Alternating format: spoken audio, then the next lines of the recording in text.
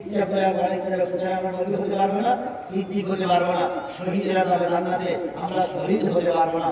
মিনাস সালিহিন, আমরা আশা করি আমরা সালেহিনদের অন্তর্ভুক্ত হতে পারবো।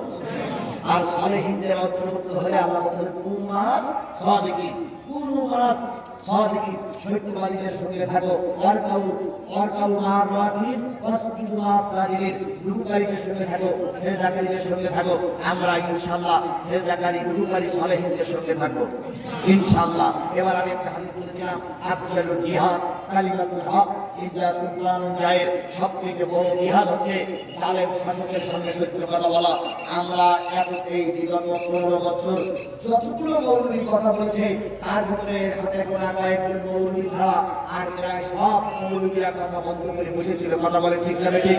তার ভিতরে যতগুলো লোক কথা বলেছে তার ভিতরে আমরা আগের সাইডে আপনাদের কি সন্তান নুরুল আমিন ভাইকে দেখতে পেয়েছি। কথা বলে কথা বলে কথা বলে, তিনি আবার কথা বলবেন জাতির জন্য।